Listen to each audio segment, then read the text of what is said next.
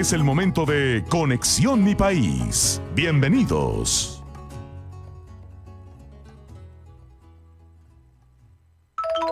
Son las 10 de la mañana. Es momento de conectarnos con nuestras costumbres, nuestras tradiciones y con nuestra tierra. Es el momento de Conexión Mi País. Bienvenidos.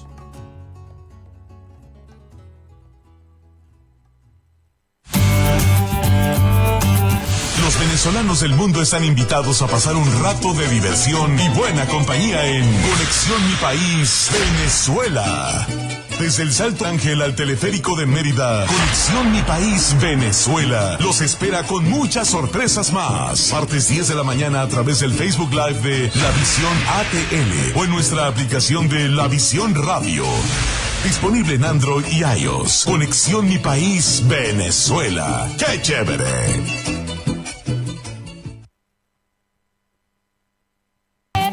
2022, perdón, yo todavía estoy en el 2021, no sé qué está pasando, Luis y Mayerlin.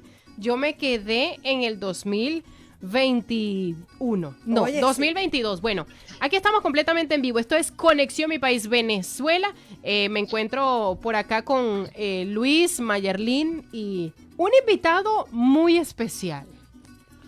Sí, señor. Se trata nada más y nada menos que de José Villegas, abogado de la Universidad de los Andes en Mérida. Oye, además del mismo estado de nuestra Mayerlin, realizó estudios de organización de empresa en la Universidad Central de Venezuela. Es especialista en ciencias del delito y derechos humanos. Además tiene un diplomado de gobernabilidad y gerencia pública y un diplomado de historia contemporánea de Venezuela. Y actualmente es maestrante en Historia de Venezuela en la Universidad Católica Andrés Bello. ¿Qué tal? Bienvenido, José. Esto es Conexión Mi País Venezuela y aquí estamos, bueno, bien felices y contentos de saludarte. Hola, ¿cómo están ustedes? Muchas gracias por la invitación. Sumamente agradecido de que recuerden a la gente que estamos por acá en Venezuela y que tenemos algunas cosas que aportar. ¿Cómo estás, José? Encantado de hablar contigo de nuevo. José, ¿nos escuchas? ¿Aló? Sí, te escucho perfectamente. ¿Ustedes a mí? Sí, te escuchamos perfecto. Bueno, nosotros estamos transmitiendo desde Atlanta, Georgia, pero por supuesto siempre tenemos a nuestra Venezuela muy, muy presente, ¿no? Muy arraigada. Y justamente este programa Conexión Mi País Venezuela, es un programa para resaltar nuestras culturas, nuestras costumbres, nuestras raíces, ¿no? Y fíjate, José, que en las últimas semanas hemos estado conversando sobre personajes bastante icónicos de nuestro país, personajes que por supuesto marcaron un antes y un después en nuestro proceso independentista, ¿no? Y pues muchas de las personas con las que hemos hablado o de las que hemos hablado son mujeres, son esas mujeres patriotas que nos representaron por supuesto en la historia de nuestra Venezuela y justamente por eso estamos contigo acá, José, para que tú nos instruyas más sobre ellas. Muchas gracias. Sí, señor. ¿No me veo en pantalla? Sí. ¿Tú estás listo para...? ¿Tenemos problemas con la pantalla? No, tú no. Bueno. José, Luis, ¿tienes algo que decirle a José? No, pues que bienvenido. Yo estoy muy, muy contento de que nos acompañe en Conexión Mi País Venezuela. Ya hemos conversado mucho en otras oportunidades, sobre todo sobre las primeras damas de Venezuela. ¿Me escuchas, José? No, escucho a Luis. Luis, él no te puede escuchar. Vamos a ver cómo hacemos, porque obviamente tú estás por Zoom, pero pues no te puede escuchar. Él no puede escucharte. Ahora, ¿Luis sí me escucha a mí? Él sí te puede escuchar perfectamente por la transmisión, pero tú no puedes escuchar lo que dice Luis. Luis, si quieres decirle algo, pues bueno, yo sirvo de portavoz aquí. Sí, señora. Ah, excelente. Hemos conversado. Bueno, mira, las mujeres en la historia de la humanidad y de América han sido una vanguardia. Lo que pasa es que siempre han estado un poco como detrás de lo que es la historia formal, que se refiere solo a hombres, ¿no? pero esta vanguardia en Venezuela ha sido más o menos rescatada. La mujer en la independencia, que es el tema que tú me estás invitando a conversar, la observamos desde escenarios, ¿no? Y en este caso, tengo que decirte que la mujer se estudia con referencia a las relaciones que tiene con el sexo masculino, específicamente sobre el padre y el esposo, y luego sobre los hijos. Ahora, en este momento de la independencia, la observamos en escenarios, ¿no? ¿Qué eran lo que hacían? Si esta mujer era, por ejemplo, costurera o bordadora, o era partera, o era de clase alta y más bien era amiga de ser anfitriona, ¿no? Todas estas características son las que van a determinar cuál es el comportamiento de las mujeres dentro de la independencia. Ahora, te tengo que decir que la mujer en Venezuela siempre ha sido también de vanguardia. Las teníamos lectoras, pero magníficas lectoras que estaban leyendo los mismos libros que leían los hombres y que estaban prohibidos para el momento de la independencia porque pues eran para cabezas calientes, como podríamos decir. Y para estas mujeres la situación tendría que llevar ciertas características especiales que fueran con una imaginación viva, ¿verdad? Para que pudieran comprender y criticar y tener su propia opinión sobre las lecturas que realizaban, tener un pensamiento positivo, porque durante la guerra los traumas son muy grandes y muy fuertes, y de no existir un pensamiento positivo, pues hay un quiebre en el pensamiento, en la mentalidad, y causa problemas. Por eso es que muchas personas deciden poner fin a sus días, otras personas pierden la razón, pero lo que yo considero que es determinante en aquel momento y posiblemente en este también, y siempre lo será, es la fuerza espiritual que estas mujeres tenían, porque con esa fuerza espiritual, esa creencia en algo superior, vamos a llamar esa fe, que podríamos definir fe como la creencia o la fuerte creencia en aquello que no puedes ver, en aquello que no sabes que en verdad existe, pero que está allí, es lo que hace que estas mujeres puedan dominar y llevar más adelante las dificultades que se les presentan. Yo quisiera preguntarle, José, y les agradezco que me traduzcan. Sí, te escuchamos, José. Solo que estamos, Luis está formulando una pregunta, ya te vamos a decir cuál es. A tu juicio, perfecto. ¿Cuál ha sido? Bueno, y tengo que agregarte que estas mujeres estaban en toda Venezuela, por regiones. Las tenemos en los Andes, en los Llanos, en el centro, en Caracas, en Oriente. No creo que haya un lugar en Venezuela donde las mujeres no hayan estado activas en el proceso.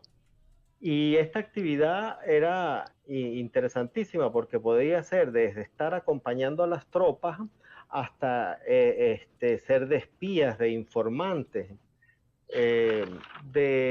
imagínate tú, de declamadoras, que eran algo así como junglares, iban contando lo que iba sucediendo, iban inspirando a la gente que los oía, que los escuchaban, pero también iban siendo difusoras de las ideas libertarias, de las ideas republicanas. A ver, José, Luis nos va a hacer una preguntita y te la vamos a dar a conocer. ¿Cómo no? Hemos hablado ya en diferentes oportunidades de la participación de la mujer y hemos mencionado una zuliana, una cumanesa, que no solamente eran patriotas, sino que además fueron comandantes de regimientos que lucharon contra los españoles. Entonces, a tu juicio, ¿cuál de las mujeres en Venezuela, cuál en ese momento? Para no dejar la situación en blanco, No, No sé si ustedes están hablando. sí, sí, Luis está hablando, solo que tú no lo puedes escuchar, pero ya te vamos a decir cuál es la pregunta que él te Ok. tiene. Entonces, decía que cuál a su juicio haya sido la más trascendente de todas esas mujeres que lucharon por la independencia y sobre todo por qué. A ver, él nos pregunta, José, bueno, la pregunta es para ti, a tu juicio, ¿cuál de las mujeres que formaron parte del proceso independentista en Venezuela ha sido la más trascendente de las que lucharon por nuestra independencia, ¿no? Por nuestra libertad y por qué? Wow, es una pregunta bastante dura de responder porque como te decía, cada una se desempeñaba en un escenario y muchas, en varios escenarios, por lo menos una partera podía a la vez ser costurera y a la vez ser bordadora, pero esos costos, ese trabajo que era muy apreciado, le podía costar la vida. Por ejemplo, una mujer como bordadora por bordar un traje para Simón Bolívar fue decapitada. Wow. Este, y igual una mujer simplemente por ser de las, eh, vamos a decir, las que vendían mmm, provisiones para los ejércitos, tanto patriotas como monárquicos, guardaban su identidad profundamente porque, y no solamente eran mujeres, también podían ser hombres, porque vender alimentos para los ejércitos pues podía ser considerado como traición y obviamente iban a ser hechas prisioneras y seguramente condenadas a muerte. Sí hay mujeres que por sus hechos resaltan más que otras, eh, pero creo que todas son importantes en el sentido que hemos rescatado algunas, los historiadores, los investigadores han rescatado algunas y se siguen conociendo nuevas versiones, se siguen conociendo nuevos personajes. Conseguimos también que aparecen de repente nombres de esclavas que eran utilizadas como correos secretos y que no despertaban ninguna sospecha porque ellas se podían mezclar fácilmente con el pueblo. Entonces, las tenemos en todos los estratos. Acuérdate que para aquella época la sociedad era estratificada, en todos los estratos, desde las patricias a las pardas hasta las esclavas. Y eso es una situación para mí sumamente importante. No creo que debiéramos descartar ninguna, sino seguir estudiando y buscar cuál de ellas y seguir buscando más, más nombres y más acciones que hayan realizado, ¿no? Más escenarios donde se hayan planteado cuestiones. Ahora, no me atrevería a decir que una en especial es la más importante que otra, porque por ejemplo tenemos a Joaquina Sánchez, que fue esposa de José María España, ¿no? Que de aquel movimiento principal de Wally España, y de allí va surgiendo muchas cosas, pero teníamos otra señora que la llamaban la ciencia, que era doña Catalina Oriola, y la llamaban la ciencia porque era una mujer de verbo fácil, rápido, tenía tribuna, la mujer se podía parar en cualquier parte y lanzarse un discurso, y eso era sumamente importante. Y además, José, ¿No? Y además, Dime. José, que a pesar de las amenazas constantes que existían contra las mujeres que luchaban por esas ideas emancipadoras, seguían allí, ¿no? Siendo pues bastante aguerridas y digamos tratando de pasar desapercibidas para no ser condenadas de cierta manera, bien sea presas o humilladas o torturadas, ¿no? Incluso asesinadas. Me gustaría, José, Pues que tú... hubo, Adelante, adelante. pues hubo muchas cosas que tenían que ver con la religión, por ejemplo, con la confesión. Era muy fácil que una vecina denunciara a otra o a un vecino por simplemente tener reuniones. Entonces habían mujeres que se dedicaron a ser anfitrionas y prestaban sus casas para reuniones. Pero en aquella época las reuniones pues eran separadas, en salones que eran contiguos, pues con puertas que las comunicaban, las mujeres estaban de un lado y los hombres de otro. Empezaron a hacer reuniones donde mujeres y hombres estaban mezcladas en las mismas, en el mismo salón y podían intercambiar sus ideas. Como ya te digo, estas mujeres, aparte de tener un pensamiento positivo muy fuerte, tenían una fuerza espiritual increíble, que básicamente son los pilares que las mantienen vivas. Ahora, de que hubo torturas, de que hubo vejámenes, de que hubo cosas atroces, dantescas, por supuesto que las hubo, como las hay en la guerra, como lo que, a propósito de lo que podemos estar viendo ahora en Ucrania, eso se dio en Venezuela y durante muchísimo tiempo. Por ejemplo, las violaciones fueron un hecho constante y continuo. Las muertes de mujeres embarazadas, ¿qué te puedo decir? Antes el nonato, pues también lo laceraban con lanzas y ¿cómo se llama? Y sables. Eran cosas muy, muy duras que solo se presentan durante la guerra. Ahora, hay dos mujeres que a mí me llamaron mucho la atención porque son mujeres que no eran venezolanas y que eran de familias realistas. Tenemos en Cumaná a doña Mariquita Figuera. Ella, toda su familia es realista y por supuesto no tenía ella por qué ser diferente. Y ella con 70 años de edad, más o menos, una edad bastante avanzada para aquel momento, ¿verdad? Una edad grande, como dicen los mexicanos, decide estar de acuerdo con la libertad, con la independencia, y grita: viva la libertad, viva muerte al traidor. Y Morales ordena cortarle la cabeza a sablazos. Pero antes de esto,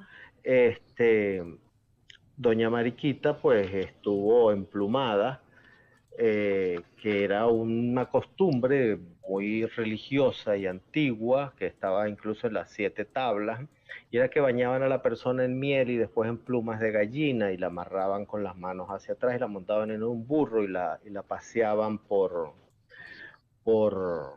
la ciudad o por el pueblo para que se viera, por las calles principales, para como una humillación. Ahora, en este caso de Cumaná, la situación creo que fue un poco peor, porque en vez de usar miel, utilizaron fue alquitrán. Ay, Dios Entonces mío. te puedes imaginar eso. Sí, qué terrible. En Maracaibo tuvimos la misma situación. Esta sí fue con miel y fue doña Ana María Campos. Eso fue para 1823 más o menos. Esta era una señora de una familia respetable y la pusieron en un lugar público, igual montada sobre un burro, desnuda del torso hacia arriba, emplumada, desnuda del torso. Ella no fue emplumada, pero sí la flagelaron terriblemente. Y todo esto coincidía con que en Maracaibo estaban haciendo unos calores terribles, no llovía, y el cura recordó que las flagelaciones se acostumbraban en las procesiones como rogativas para solicitar que Dios se acordara de sus hijos. Entonces empezaron con una rogativa de hombres, unas procesiones de hombres flagelándose, después de mujeres, pero ya cuando se descubre que Ana María Campos, en una reunión privada, dijo que si Morales no capitula, monta. Si no capitula, monda es, si no capitula, se muere, pues. Que la gente iba a buscar cómo matarlo. Y la llaman y le preguntan, ella no niega sus palabras, y la montan en el burro, y cada vez que recibía el azote, en el momento posterior a la fuerza, ella gritaba: si Morales no capitula, monda. Y así lo repitió durante todo el proceso que hubo de tortura, porque evidentemente aquello fue una tortura. Terrible, digamos que esa popular frase fue la que la llevó a ese martirio, ¿no? Sí, no, era una frase muy atrevida, era una frase bastante fuera de lugar, que el que lo decía sabía que pues, estaba eh, poniendo su vida en riesgo. Alguien obviamente la traicionó. Y murió muy Eh, joven, ¿no? Murió muy joven ella. claro, luego la sueltan de todo esto, pero si muere no queda pues muy bien que se diga. Ujú. Estas torturas son terribles. Pero igual teníamos mujeres que hacían música, ¿verdad? Que escribían poemas, sobre todo monjas, este, a- glorificando la libertad, la independencia. Mujeres que componían canciones en voces corales para alentar la alegría, ¿no?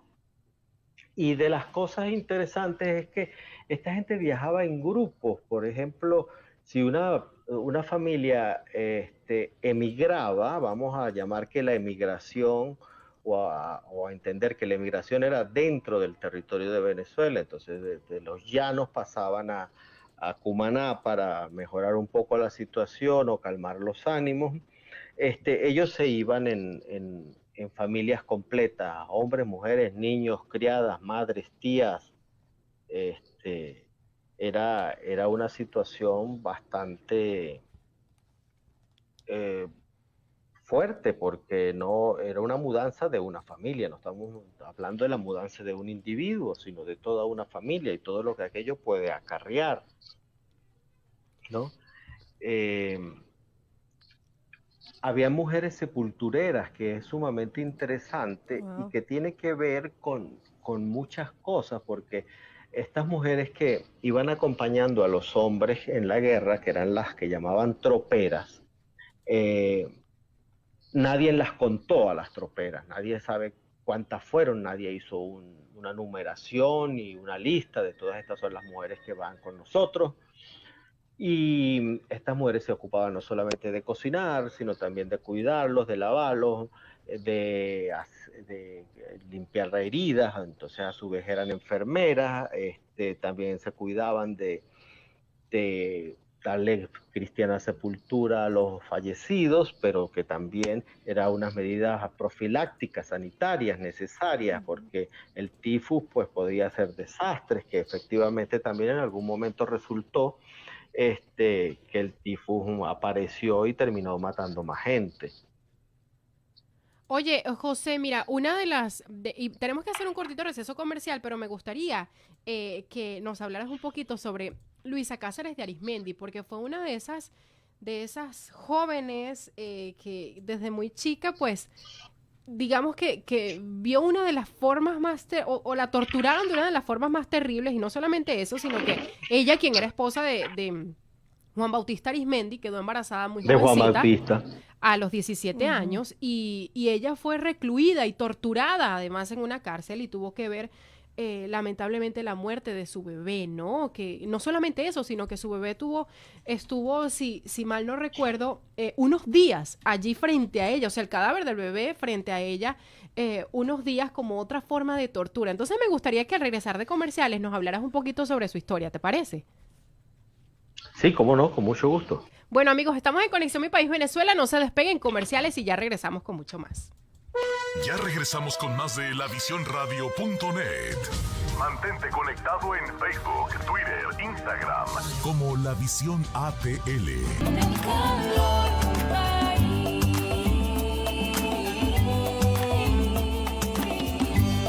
Formación que va contigo.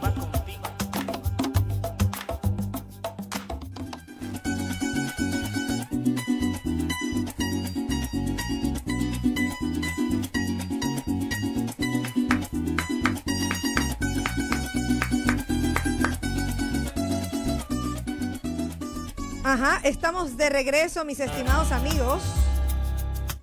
Son las 11:45 de la mañana y nosotras estamos completamente en vivo. Hoy tenemos un invitado muy especial. Él se llama José Villegas, abogado. Oye, hoy nos está hablando de un tema tan interesante de nuestras heroínas en Venezuela.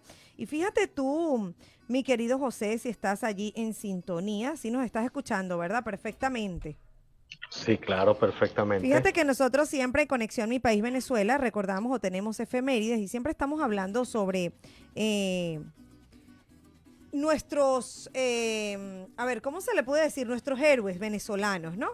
Las personas que han sido relevantes en la historia de Venezuela y siempre decimos, oye, ¿por qué las mujeres siempre quedan como rezagadas? Se hablan de las heroínas, claro que sí, tú lo sabes, es un tema interesante, pero yo no sé si pasaba que siempre eran los caballeros los que formaban parte de lo que era más la historia de Venezuela, ¿no? Creo que todos los que pasamos por la escuela nos hablaban de las heroínas ciertamente, pero no se le hacía tanto hincapié. Y oye, hablando y escuchándote decir tantas cosas, mujeres con tantas capacidades, pero también mujeres tan sufridas, ¿no?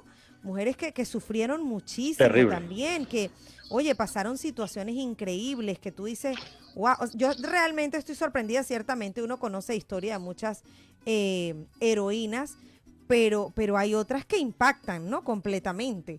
Bueno, a mí me impactó la de Luisa Cáceres de Arismendi, que era la que te mencionaba, José, antes de irnos a comerciales, sobre todo porque sufrió la pena de ver a su bebé morir allí delante de ella tras una terrible tortura estando en la cárcel y que además se dice que el cadáver del bebé permaneció en ese calabozo durante unos días.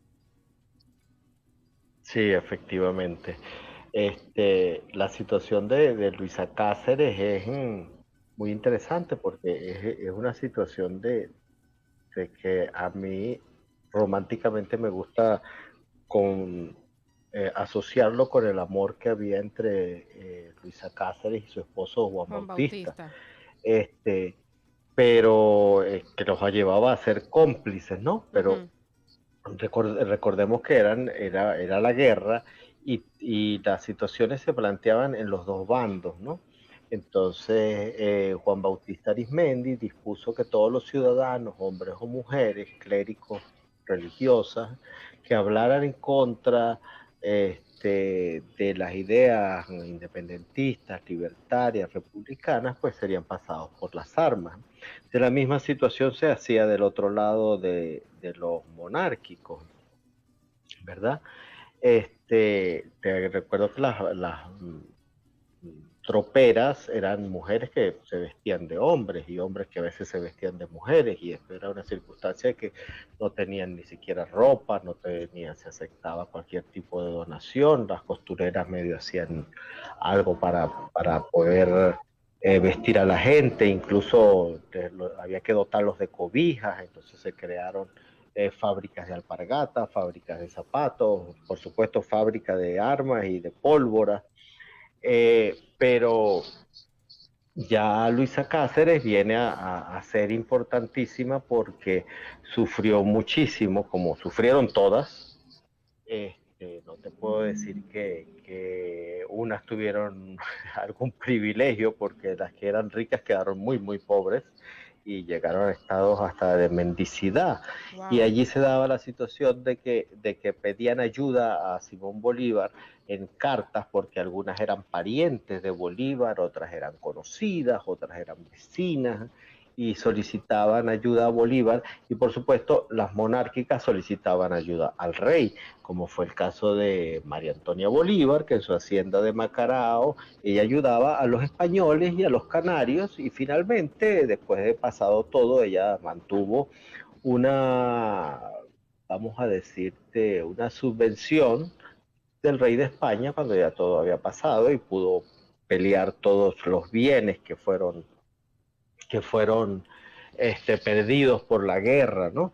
Y esa es de las circunstancias terribles, porque no solamente pierdes la familia se disgrega, pierdes el matrimonio, puedes quedar viuda en el caso de la mujer o viudo en el caso del hombre, puedes perder a los hijos.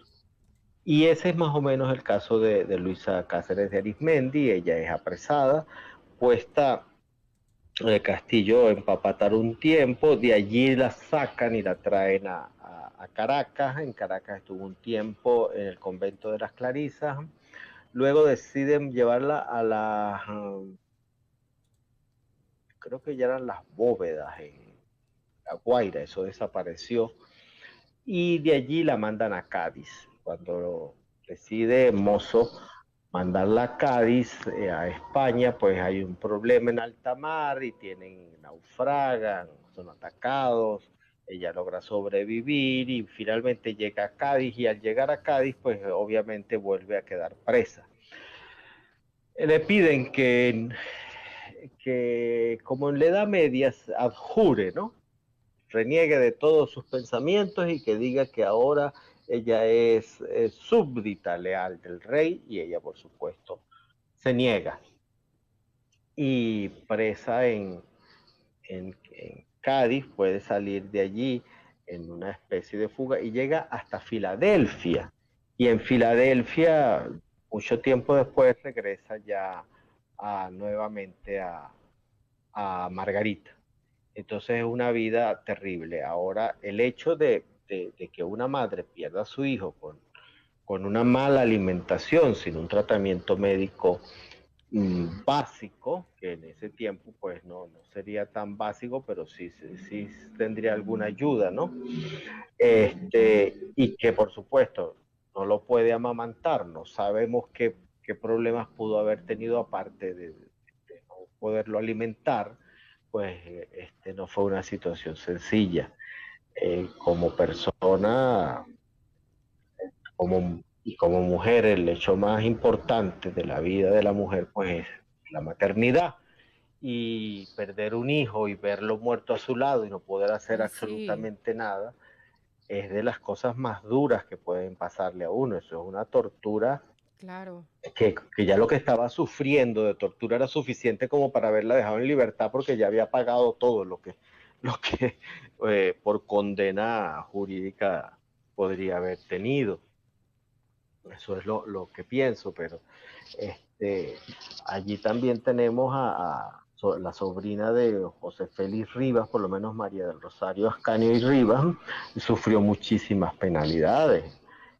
Las hermanas Jerez, Aristigueta y Blanco, que eran las famosas musas, ¿verdad? Que María Belén fue pintada por un franciscano por su belleza, representando a la Virgen. Llegaron a todas a una pobreza extrema. Martina Picón, viuda de Juan Vicente Campo Elías, igualmente.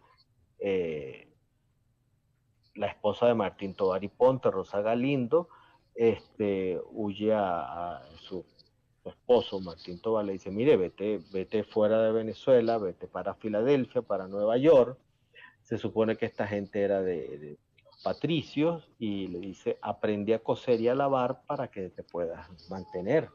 Pero allá todo es un poco más barato. O sea, eso nos dice que también la escasez de alimentos y la escasez de cualquier provisión útil era muy difícil y también muy costosa, ¿no?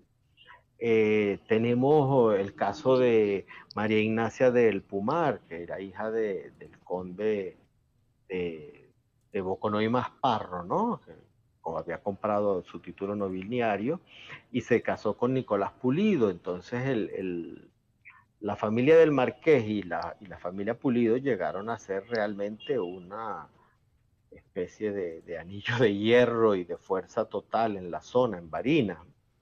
Y esta mujer quedó totalmente en la miseria, María Ignacia del Pumar, ¿no?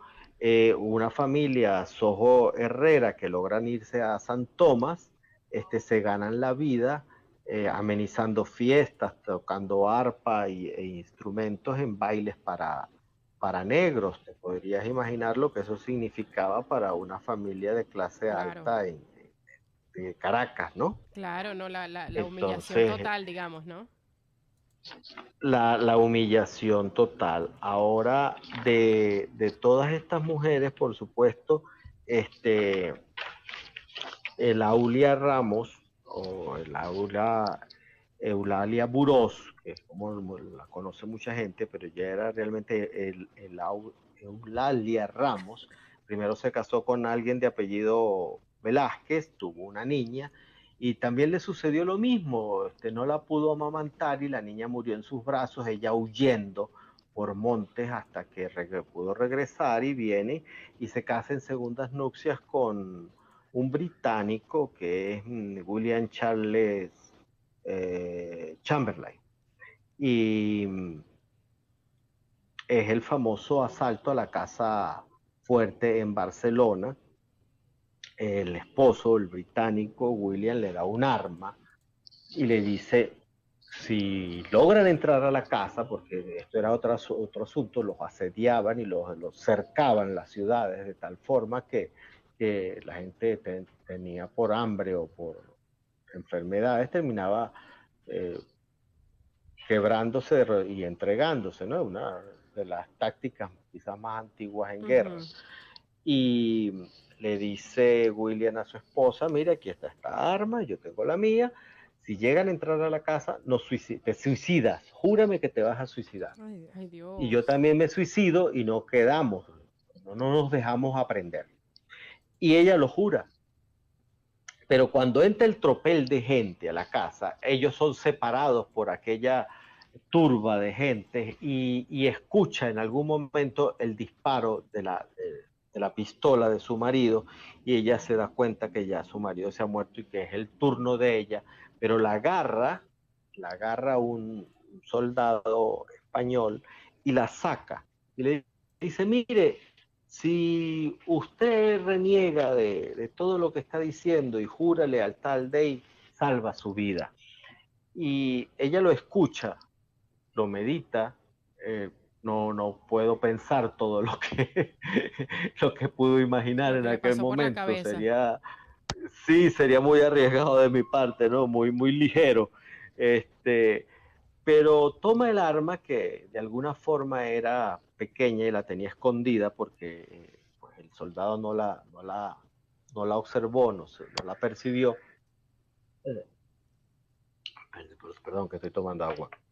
Y le dispara al soldado y lo mata. Wow. Inmediatamente, dos soldados se dan cuenta y la matan. Ay, no. La matan, la despojan de sus bienes que cargaba encima, vamos a suponer un anillo, un dije, y luego le cortan las manos y la van descomponiendo. Uy, caramba. Le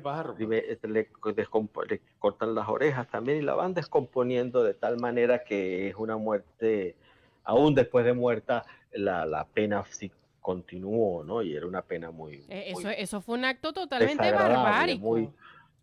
Muy atroz, sí, muy atroz. Oye, fíjate... Entonces...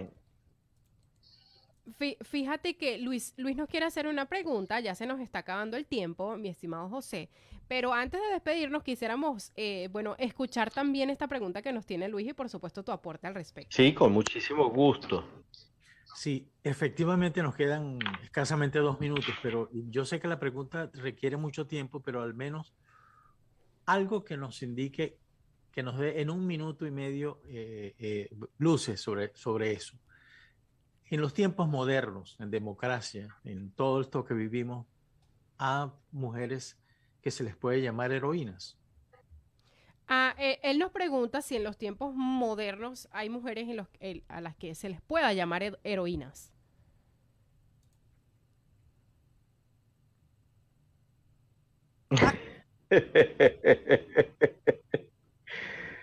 Oye, tendríamos que definir lo que es una heroína. Una persona con estas capacidades tan especiales y tan determinantes. Es posible que sí hayamos tenido en nuestros tiempos modernos heroínas. Y muchas de ellas anónimas aún. Por ejemplo, cuando Gómez hubo muchas mujeres que se unieron y hicieron ciertas cosas para ayudarse a las otras mujeres, para enseñarlas a leer, para la gota de leche, para ayudar a las que no podían darle leche a los hijos, otras que tenían presos en la rotunda y se iban a rezar en frente a rodillas vestidas de luto rígido, de rodillas frente a la catedral el día del natalicio y de la muerte de Bolívar, y frente a la casa de Simón Bolívar también, ¿no? Más adelante tenemos mujeres que podemos decir que se jugaron su vida. Recordemos los carnavales del 28 con Beatriz I, ¿verdad? Y su famoso decreto de que serán despreciados todos aquellos que no usen el símbolo de cambiar todo, que era aquella boina azul oscura que se le veía a ciertos personajes como Rómulo Betancourt. Eso fue un decreto de una reina de carnaval, primera, y los carnavales tuvieron siempre en ese momento. Recuerdo que todavía cuando Rómulo Gallegos, cuando Rómulo Gallegos, los carnavales eran importantes y se seguía eligiendo a la reina de carnavales. Y estas mujeres eran en silencio porque servían de ayuda, de correos secretos, utilizaban los sombreros, las carteras, los guantes para transportar mensajes mínimos.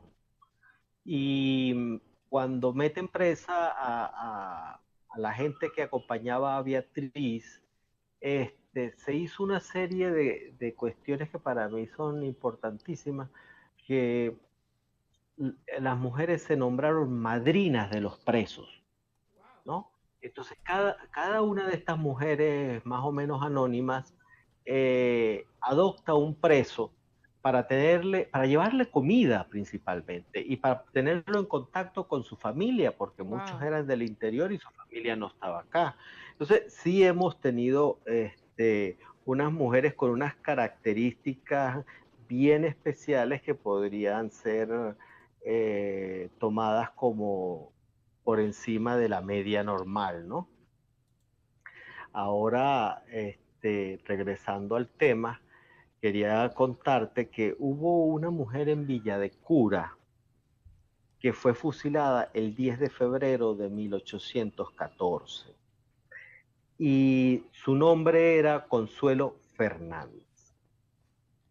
Ella fue fusilada porque no aceptó casarse con Boves. Y esa fue su sentencia a muerte. O sea que aparte tenías que, digamos, dejarte cortejar o dejar hacerte lo que los demás quisieran, ¿no? O los que las personas que estaban en el poder en ese momento. Mira qué cosa tan bárbara. Pues es que la historia de la mujer es más o menos eso. Tú dependías del padre, y si no había padre dependías del hermano mayor, ¿no? Y esa es más o menos la historia de las mujeres. Las mujeres han sido siempre tenidas por debajo de sus capacidades, de su inteligencia. Esta situación más o menos se mantiene, ¿no? En que se prefiere que la mujer sea más sumisa. Correcto. Mi estimado José, la verdad es que ha sido una conversación sumamente amena, sumamente chévere y que definitivamente, bueno, nos provoca seguir conversando, pero se nos acabó el tiempo. Ojalá podamos coincidir en otra oportunidad. Cuando ustedes tengan a bien, estamos totalmente a la orden. Y para mi amiga Mayerlin le cuento que se nos quedaron por fuera nuestras queridas heroínas merideñas. ¡Ay, claro! Y que bueno, son sumamente especiales. Muy especiales. Porque por lo menos la hermana del canónigo Uzcategui regala un cañón y le pone de nombre en bronce el nombre de ella, ¿no?